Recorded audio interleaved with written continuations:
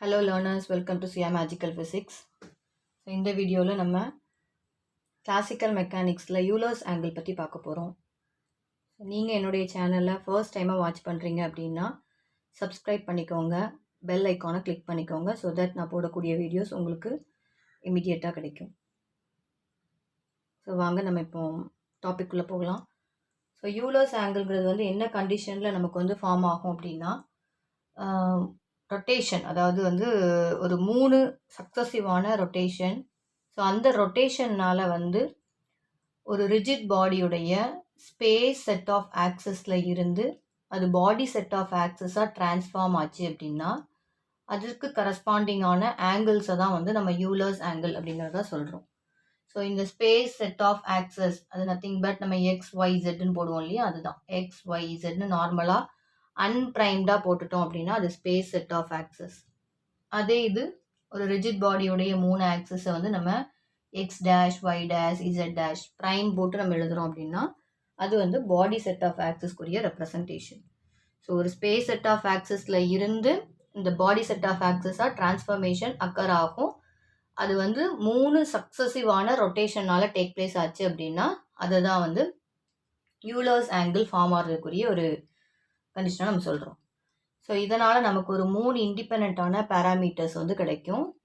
As well இந்த Euler's angle எதுக்காக use பண்ணுறோம் அப்படின்னா to represent the orientation of rigid body. So இதுதான் வந்து மெயின் திங். யூலர்ஸ் ஆங்கிள் வந்து எதுக்காக யூஸ் பண்ணுறோம், ஒரு ரிஜிட் பாடியோடைய ஓரியன்டேஷனை பற்றி ரெப்ரசன்ட் பண்ணணும் அப்படின்னா நமக்கு அதுக்கு யூலர்ஸ் ஆங்கிள் தேவை.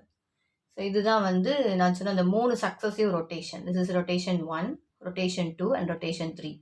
ஸோ ரொட்டேஷன் 1னால நமக்கு கிடைக்கக்கூடிய ஆங்கிளை ப்ரெசிஷன் ஆங்கிள் அப்படிங்கிறத சொல்கிறோம். ஸோ ப்ரெசிஷன் ஆங்கிளை நம்ம எப்படி நோட்டேட் பண்ணணும் அப்படின்னா திஸ் லெட்டர் 5.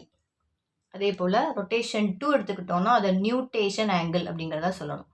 ஸோ நியூட்டேஷன் ஆங்கிளை நம்ம தீட்டாங்கிற லெட்டர் மூலமாக வந்து ரெப்ரசன்ட் பண்ண போகிறோம்.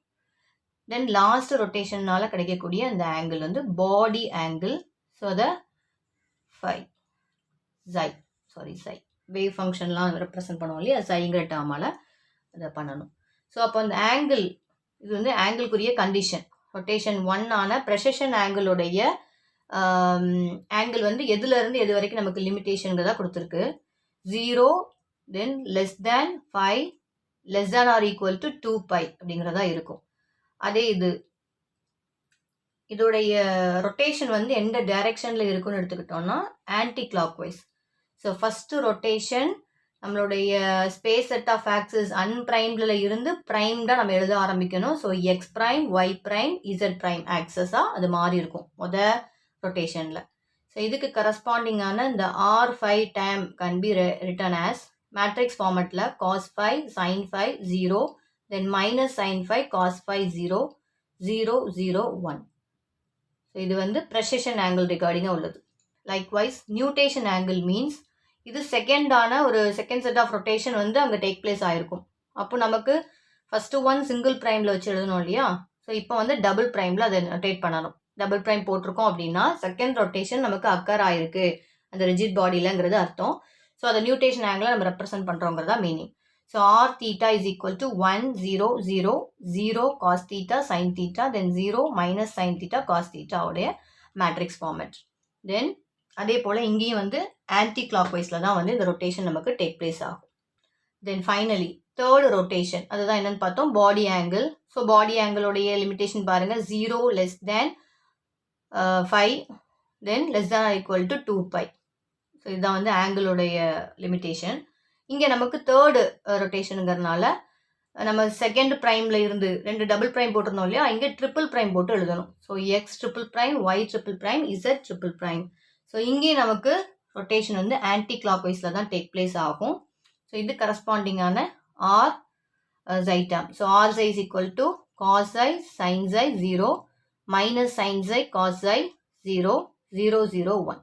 ஸோ மோர் ஓவர் நீங்கள் ஒரு கம்பேரிசன் பார்த்தா இந்த ரொட்டேஷன் 1 ரொட்டேஷன் 2 உடைய இந்த லிமிட்டேஷன்ஸும் சரி மேட்ரிக்ஸ் ஃபார்மெட்டில் இருக்கிறதும் சரி சேமாக தான் இருக்கும் நமக்கு. ஸோ சிமிலாரிட்டி எங்கே மிஸ் ஆகும்னா இந்த ரெப்ரசன்டேஷன் டேர்ம்ஸ், இங்கே 5 டேர்ம் இங்கே xi டேர்ம் போட்டு எழுதியிருக்கோம், அவ்வளோதான். Okay, so that's all about Euler's angles. So இது பேசிக். இந்த வீடியோ வந்து உங்களுக்கு அண்டர்ஸ்டாண்ட் பண்ணுற அளவுக்கு இருக்குன்னு நினைக்கிறேன். லைக் பண்ணுங்கள், ஷேர் பண்ணுங்கள், சப்ஸ்கிரைப் பண்ணுங்கள் என்னுடைய சேனலுக்கு. நம்ம நெக்ஸ்ட்டு டாப்பிக்கோட வேறு ஒரு செஷனில் மீட் பண்ணலாம். தேங்க்யூ.